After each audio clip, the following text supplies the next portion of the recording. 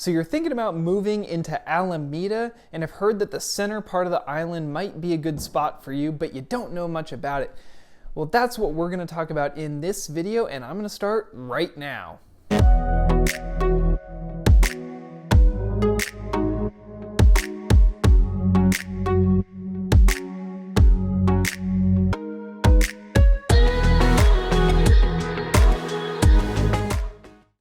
Hey guys, Hans Strazina with the Gunderman Group at Keller Williams Luxury International coming to you with another video. This time we're doing a neighborhood feature back into Alameda. We've already done the East End, which I'll link to up here. So now we're going to focus in the center part of the island. This is going to be one of two parts in a series on the center part of the island. This is going to be kind of center Alameda, right around Park Street, and then the Shoreline area over by the beach. And then I'm going to do part two, which will be the Gold Coast and the Bronze Coast. So stay tuned for that. And when it's ready, I'll link it right here. If you get value out of this video, please give it a thumbs up and subscribe to the channel, because I am going to be putting out weekly real estate and local neighborhood content just like this. So you're not going to want to miss any of it. Thanks in advance for that, and let's get into it. All right, so before we dig into the specific neighborhoods, I want to give you a quick overview and a couple things to expect on a lifestyle basis. Number one is you're going to have a feeling that it's a little bit denser, a little bit busier than, say, the East End or the Gold Coast.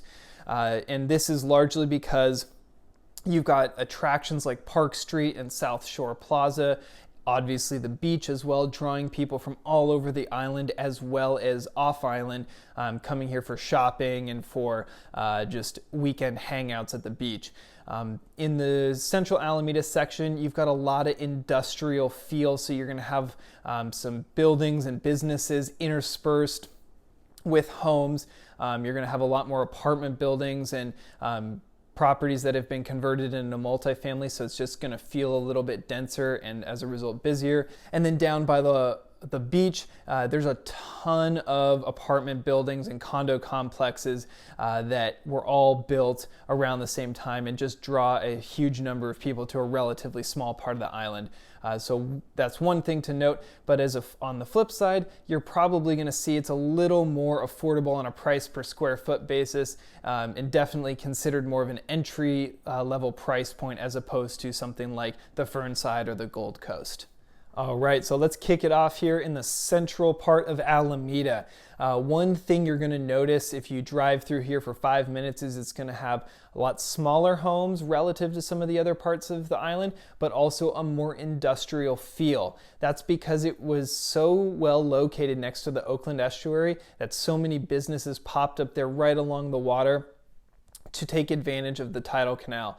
Which didn't exist until 1902 when it officially opened. Was before that just basically a creek that ran into San Leandro Bay, but was converted into this tidal canal to help bolster industry. And as a result, this became a very industrial part of the island, and you have that vibe still. You're going to see a lot of Queen Anne's, some smaller Victorians, some California bungalows, generally all on the smaller side relative to other parts of the island. And it's going to feel just a touch denser because of all the apartment buildings, the condos, as well as the conversions of some of those Victorians into multifamilies. So you're going to have a different vibe here. Still very walkable, still very easy to get on and off the island or to and from Park Street, but it's definitely not going to have the same feeling as you would, say, in the East End. The advantage, though, is it does demand a slightly lower price per square foot than many other parts of the island. So if you're looking to get into a starter home, this may be actually a really good place for you to start. Not to mention the fact, like I said, it's commutable on and off the island, and you're really close to Park Street still. Plus you've got a couple of great park options, which I'll talk about in a minute. All right, switching gears to the south side of the island, we're gonna go talk about Shoreline, or the neighborhoods right around that. It's all built on landfill, so if that's something that makes you uncomfortable, you may want to avoid this area.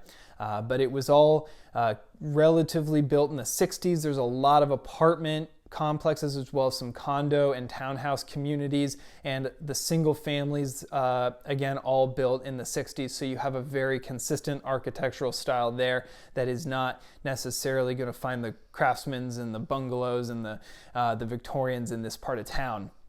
But your proximity to the beach obviously is a huge advantage for some. There is a running trail right along Shoreline that a lot of people take advantage of, myself included. And one thing to consider is you've got a really great proximity to South Shore Shopping Plaza.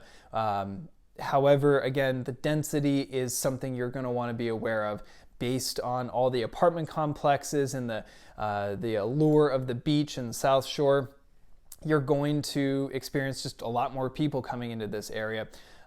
But if that's something that excites you, then this is maybe a place that you should look. All right, so let's talk about Park Street for just a second. This is the dividing section between the east end and the central part of the island. Now, this is where most people go out on Friday and Saturday night because it's got the biggest concentration of restaurants, bars, and other attractions for people who want to go out and have a good night. Obviously Webster being the other one, but we'll get to that in a future video. Aside from having all these amazing bars and restaurants and breweries and all that good stuff, you also have the Alameda Theater. This is an iconic place where so many photos are taken of Alameda because of that beautiful neon sign right in front, and is absolutely a stunning theater inside. It's definitely akin to this Art Deco phase when it was built and is still in operation today. One other gem just off of Park Street that you do not want to miss is Dan's Fresh Produce. It's where I like to go to try and buy as much of my produce as I possibly can when I'm in the area, because they always have such a great selection. It's honestly like a farmer's market that's open all day, every day. So you got to go check that one out. One quick note is Park Street doesn't have a ton of parking, so if it is a busy Friday or Saturday night, just make sure you plan to drive around a little bit because it's going to take you a few minutes to find some parking. All right, so let's talk about the schools for just a second. As you can see on this map, there are a lot of different zigs and zags in some of these boundary lines, so which school you would end up being assigned to depends on which block you're on in some cases. But generally speaking, most of Central Alameda goes to Love Elementary, Wood Middle School, and then into Alameda High School. Shoreline, as you can see, is kind of split up into 3 sections. Some go to Otis Elementary, then to Wood. Others go to Franklin Elementary, then to Encinal High School. And still others go to Payden Elementary up on the west end. Make sure that if this is a really important consideration for you, you go check out the school finder, look up the exact address of the house you're looking at buying, because as you can see, the map is a little all over the place and it's hard to tell exactly which block you're going to be on until you plug that address in. So just like the East End, there are some pretty amazing park options. One of which, if you're over in Central Alameda, is Thompson Field and McKinley Park. That's a section where where Alameda High School plays a lot of their football and soccer games, and then has a small park attached to it, which is, as you can see, really tucked in there and a perfect place to bring your kids or your dog. If you go up to Buena Vista and Eagle, you've got Little John Park, which has a basketball court and a jungle gym. Also a great option. And then of course on the other side of the island, you've got Washington Park and the public beach. This is one that of course attracts a ton of people, especially on the weekends and holidays. These are going to be full of people barbecuing, playing frisbee, playing soccer, and of course hanging out at the beach.